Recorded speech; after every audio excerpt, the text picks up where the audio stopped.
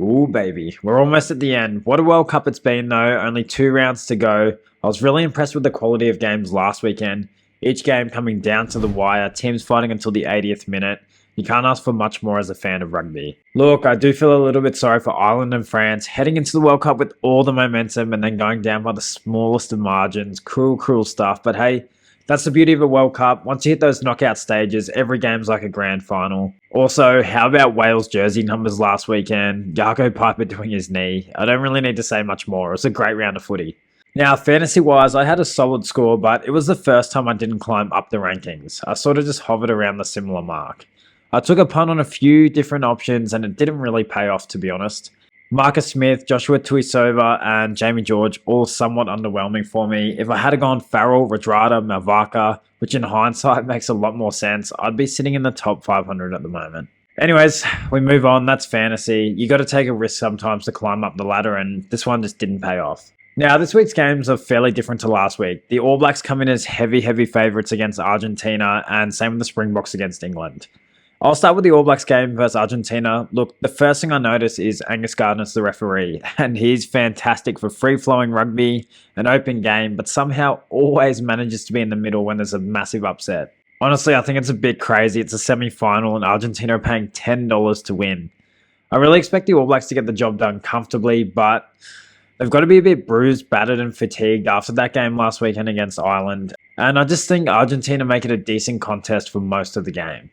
In the other game, Springboks versus England, that'll be ref by Ben O'Keefe. Look, to be fair, the Springboks surprised the hell out of me last weekend. They threw everything they had attacking-wise at the French in the first 20 minutes and really went after the game like they didn't die wondering. It was the same mindset they had when they took on the All Blacks in that friendly game just before the World Cup started. And you've got to give some credit to England. They haven't dropped a game in this World Cup yet, and tactically, they've played pretty well. It'll be really interesting to see if the Springboks come out with that same attacking mindset that they had against the French, or if they get stuck in this kicking shootout against England. In my wild opinion, I think this game turns into an absolute slugfest. There's got to be some animosity from 2019, and I can see a really slow, fisticuff-filled game. Now let's start with the outside backs for this weekend. Mark Talia and Will Jordan, they're the best two options you can pick. That's assuming Talia starts. If he doesn't, let's define Gunduku, chuck him straight in. Now, the All Blacks leave us with this dilemma, though, that there's only 2 out of 3 positions filled by them. Now, the third outside back's actually a hard decision to make. While Argentina will probably have an outside back with really high upside in a free-flowing game, which I anticipate they'll have against the All Blacks, it's hard to pick who this will be. Cheslin Colby looked amazing last weekend for the Box, and Kurt Learunza's always pretty solid. If only one of these two are named, I'll pick for whoever's chosen, otherwise I'll probably settle on Kurt Learunza. Now, just having a look, I'm not too keen on any other outside backs. Pretty sure Arundel had a dust-up with Farrell at training, so he's ruled out. Otherwise, I wouldn't mind him as an option this weekend. In the centres, it's actually a bit of a struggle with our Bundy Archie this weekend. You've actually got to pick 2. I'll probably bring in Rieko Ioane and Geordie Barrett, and there's really only one thing that could happen that might change this. Otherwise, I love the idea of Geordie Barrett with Dialonde, or you might want Rieko Ioane with Jesse Creel, just an All Black and Springbok centre pairing. If it does end up this option, I'm going to go with Geordie Barrett and Damien Dialonde. The reason why I'm keen on Dialonde is he really played with some intent last weekend and should get a pretty decent base score if they keep ball in hand. Definitely not keen on picking any English or Argentinian centres for this weekend. In the fly half position, I might go with Owen Farrell, just sort of as a safety net. I mean, if England are in the game, Owen Farrell goes massive. In fact, he's scored pretty well in fantasy every week so far. And realistically, Libok, Valemsa, Pollard all come at the risk of being substituted halfway through the game. Richie Mo'unga and Beauden Barrett could go massive, but there's already so many All Blacks you want in your side. I also wouldn't be too surprised to see Damien McKenzie subbed on pretty early in this one, especially if they have a comfortable lead over Argentina. If you really want to spice things up and just absolutely roll the dice, Santiago Carreras is my guy. I think he might just find himself in a fair bit of open space against the All Blacks. Whether or not they're good enough to ice these opportunities is another story.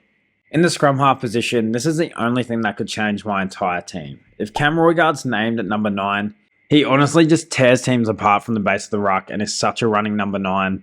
I've got some pretty solid info that he was injured, which is why he wasn't in the All Blacks 23 last week. He'll have a fresh set of legs, maybe Foster opts to start him, but I think that's just me wanting him to play. If Aaron Smith is named, don't think he's worth the price tag at the moment for fantasy. I'll probably look for Cobus Reinach, and to be honest, Reinach, Roygaard, Dupont, they were the 3 number 9s of the competition so far, so with Dupont out, I really hope Roygaard or Reinach are named. In the back row, Hadi Surveyor was huge last weekend, like unbelievable for the All Blacks. He's the first one locked into the back row for me. Then Ben Earl, he really impressed me last week for England, and in that third spot, I'm not sure I feel like taking a risk on Juan Martin Gonzalez again for another 20. Might jump on Issa from Argentina just to spice things up a bit and be different. If you can squeeze another All Black in, Papali'i and Frizzell would be my go-to guys there. And while the Springboks have pretty good players, they're so prone to getting subbed off early, it's just not worth it fantasy-wise. In the second row, Maro Itoje was huge last weekend against Fiji, but his score was really inflated by Fiji's line-out struggles. I think plenty of people might be misled by that stat, and lots of people will choose him. There's no way he's getting that number of line-out steals against the Box. Guido Petty from Argentina is so cheap and always does a pretty solid job, so he's my first one picked. I might also settle for Kremer from Argentina. They should really get through a stack of tackles against the All Blacks, and I just think they'll have more action than that other semi-final. If you can get Scott Barrett in, sure, but you really shouldn't be having one of your 5 All Blacks in the second row. In the hooker position, Bonambi is my first pick to have a day out this weekend. Can definitely see the Springboks kicking to the corner and having quite a bit of success against England. Jamie George has been really solid in the hooker position also, averaging around those mid-30s.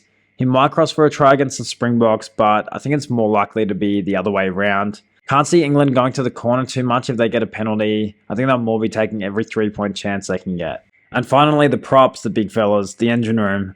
Ellis Genge, just for that upside we know he has, like surely it just happens one of these weeks.